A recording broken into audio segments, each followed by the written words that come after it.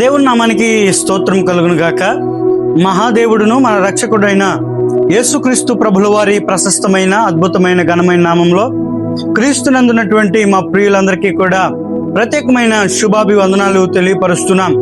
దేవుని ప్రియ పిల్లలారా, దేవుని మహాకృపను బట్టి బాగున్నారు కదా. దేవుని మహాకృపలో మనం అంతా కూడా మరో దినాన్ని పొందుకొని ఈ ప్రాతకాల సమయంలో మనం దేవుని యొక్క వాక్యాన్ని ధ్యానం చేయడానికి దేవుడు మనకిచ్చినటువంటి ఆధిక్యత, మన ఎడల చూపినటువంటి ప్రేమ మమకారాలు ఎంత గొప్పవి. కాబట్టి దినదినం వస్తున్నటువంటి కార్యక్రమాల చేత మీరు బలపరచబడుతూ స్థిరపరచబడుతూ దేవునిలో మీరు ఆధ్యాత్మికంగా దీవెనలు పొందుతూ ఆశీర్వదించబడుతూ ఉన్నారని మేము నమ్ముతూ విశ్వసిస్తూ ఉన్నాం. ప్రియమైనటువంటి దేవుని ప్రియ పిల్లలారా, ఇదిగో మనకంటే జ్ఞానవంతులు అందచందాలు కలవారు ఎందరెందరో ఈ లోకంలో ఉన్నారు.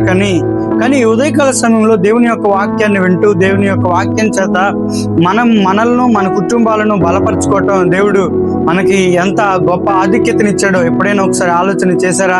అయితే రండి, ప్రతిదినం వలె ఈ దినం వరకు కూడా దేవుని యొక్క వాక్యాన్ని ఆలోచన చేయటానికి, దేవుని యొక్క లేఖన భాగాన్ని యోచన చేయటానికి, దేవుడు మనతో ఏం మాట్లాడతాడో వినటానికి, దేవుని యొక్క మాటను మన జీవితాల్లో తీసుకోవటానికి ఇష్టపడుతున్నారా? అయితే మన పరిశుద్ధ గ్రంథాల నుంచి యోబు గ్రంథం 22వ అధ్యాయం 22వ వచనాన్ని ఈనాటి ధ్యానం కొరకై చదువుదాం. యోబు గ్రంథం 22వ అధ్యాయం 22వ వచనాన్ని ఈనాటి ధ్యానం కొరకై చదువుదాం.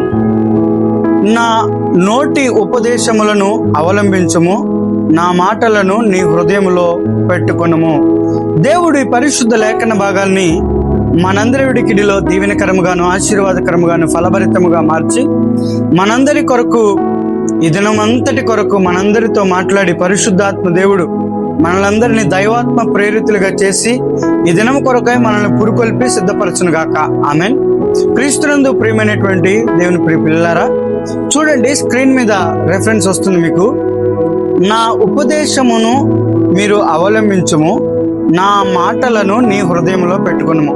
అబ్బా, ఈ ఉదయకాల సమయం యోబు భక్తుడు ఎంత చక్కని విషయాల్ని మనకి ఆ పరిశుద్ధాత్మ ప్రేరణ ద్వారా పరిశుద్ధ గ్రంథంలో రాయించి నేర్పిస్తున్నాడో మనం చూడవచ్చు.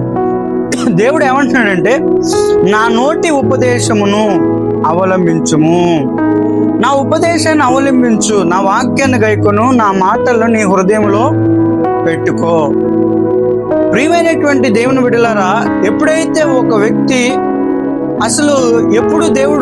ఒక వ్యక్తి దేవుడిని బాగా ప్రేమిస్తాడంటే ఆయనను ప్రేమించేటువంటి వాడంట ఆయన ఆజ్ఞలను గైకొంటాడు.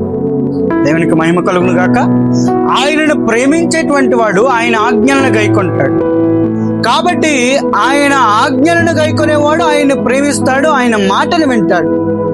ఈరోజు దేవుని మాటను మనం వింటున్నాము అనటానికి రుజువేంటి అయ్యా అంటే, దేవుణ్ణి మనం ప్రేమిస్తాము అనటానికి రుజువేంటి అయ్యా అంటే, దేవుని యొక్క ఆజ్ఞను మనము చెవినబెట్టాలి.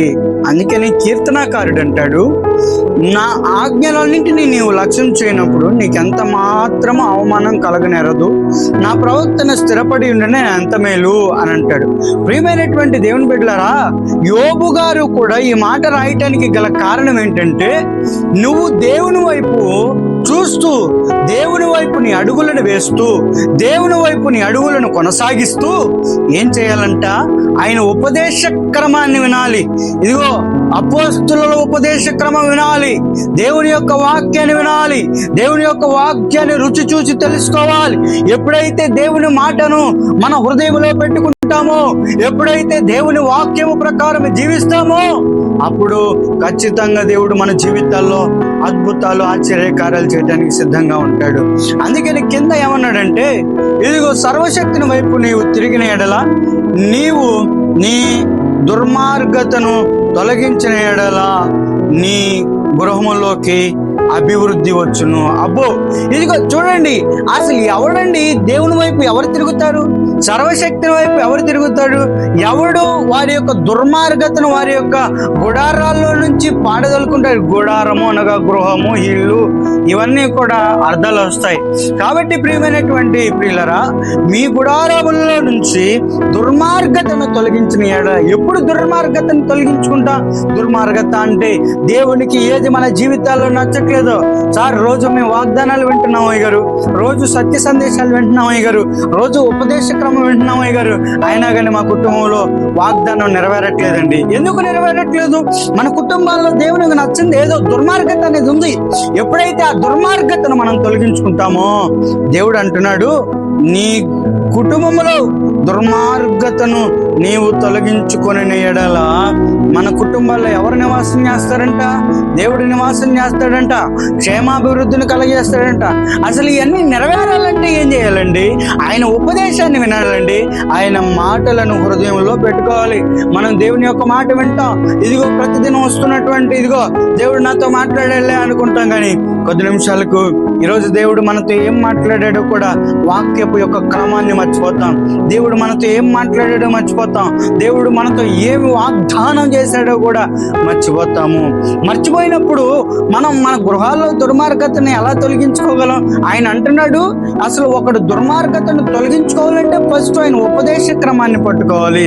అందుకనే నా కుమారుడా, నా ఉపదేశమునకు లోబడుము అని సామెతల గ్రంథంలో మనం చూస్తూ ఉంటాం. కాబట్టి ప్రియమైనటువంటి దేవుని బిడ్డలారా, యోబు సెలవిస్తున్నట్లుగా మనం ఏం చేయాలి తెలుసా? మనం దేవుని యొక్క ఉపదేశాన్ని అవలంబించాలి. దేవుని యొక్క మాటలు మన హృదయంలో పెట్టుకోవాలి. దేవుని యొక్క వాక్యాన్ని మన హృదయంలో పెట్టుకొని జీవిస్తున్నప్పుడు, మన కుటుంబాల్లో అవలంబించుకొని జీవిస్తూ ఉన్నప్పుడు ఖచ్చితంగా దేవుడు దీవిస్తూ వస్తాడు. ఖచ్చితంగా దేవుడు రెట్టింపు ఆశీర్వాదాలు దయచేస్తూ వస్తాడు. ఖచ్చితంగా దేవుడు చేయవలసినటువంటి మేలు చేస్తూ వస్తాడు. ఎందుకంటే నువ్వు దేవుని మాట వింటున్నావుగా, దేవుని మాటకు సరెండర్ అయ్యావుగా, దేవుని మాటకు లోబడ్డావుగా. నువ్వు దేవుని మాటకు లోబడినప్పుడు నీ కుటుంబంలో దుర్మార్గతను తొలగించుకోలేనప్పుడు దేవుని ఆశీర్వాదం నీ మీదకి ఇంతకాలం రాలేదేమో, కానీ దేవుడి ఉదయకాలం నిన్ను పరీక్షించి, నిన్ను పరిశోధించి, నిన్ను సరి చేయడానికి మాట్లాడుతున్నటువంటి దివ్య సత్య సందేశ వాగ్దానపు సందేశం ఏమనగా, నీవు నా నోటి ఉపదేశమును అవలంబించు. అది నీ జీవితాల్లో అవలంబించడం అంటే మన జీవితాల్లో పొందుపరుచుకొని ఆ వాక్యాన్ని క్రమంగా, ఆ వాగ్దానం ప్రకారంగా దేవుడు ఈరోజు మాట్లాడుతున్నాడు. అయ్యా, నాతో మాట్లాడి నన్ను బలపరచావు. నువ్వు ఎక్కడున్నా సరే ఒక చిన్న ప్రార్థన చేసుకో, ఖచ్చితంగా దేవుడు ఆశీర్వాదం నీ మీదకి వస్తుంది. కాబట్టి ఆయన ఉపదేశాన్ని అవలంబిస్తావా? ఆయన మాటలను హృదయంలో పెట్టుకుంటావా? నీ కుటుంబంలో ఉన్న దుర్మార్గతను తొలగించుకుంటావా? అసలు ఈ దుర్మార్గత పోవాలి అంటే, నువ్వు సర్వశక్తివంతుడైన దేవుని వైపు చూడాలంటే, దేవుని మాటను నువ్వు పట్టుకొని నీ హృదయంలో దాచుకొని ఉంచుకోవాలి. నీ హృదయం అనే పలక మీద దాన్ని రాసుకోవాలి. ఎప్పుడైతే అలా చేయగలుగుతావో దేవుని ఆశీర్వాదం నీ మీదకి వస్తుంది. రండి ప్రార్థన చేద్దాం.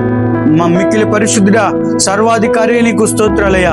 ఈ వాగ్దానం విన్న మా ప్రియులందరినీ మీరు దర్శించి దీవించి ఆశీర్వదించండి అయ్యా. నీ మాటలు మేము హృదయంలో పెట్టుకొని నీ ఉపదేశాన్ని అవలంబిస్తూ జీవిస్తూ నాయనా, నీ వైపు చూస్తూ మాలో ఉన్న దుర్మార్గతను తొలగించుకొని ప్రభు నాయనా, ఇదిగో నీ వైపు తిరిగే భాగ్యమును మీరు దయచేయండి అయ్యా. నీకు వందనాలు. అప్పుడు మాకు అభివృద్ధి వస్తుంది కనుక తండ్రి, వాగ్దానాన్ని మా జీవితంలో మీరు నెరవేర్చండి, బలపరచండి, స్థిరపరచండి. అంతేకాదు ప్రభా, ఈరోజు నాయన ఎందరైతే ప్రయాణాలు, కాంపిటేటివ్ ఎగ్జామ్, స్కూళ్ళకు నాయన కాలేజీకి వెళ్తున్నారో వారందరితో, పుట్టినరోజులు, వివాహ వార్షికోత్సవాలు, వివాహాలు జరుపుకున్న బిడ్డలతో, అయా సమస్యలతో ఉన్న బిడ్డలతో ప్రతి ఒక్కరి కొరకు ప్రార్థన చేస్తున్నా. యేసు నామములో ప్రతి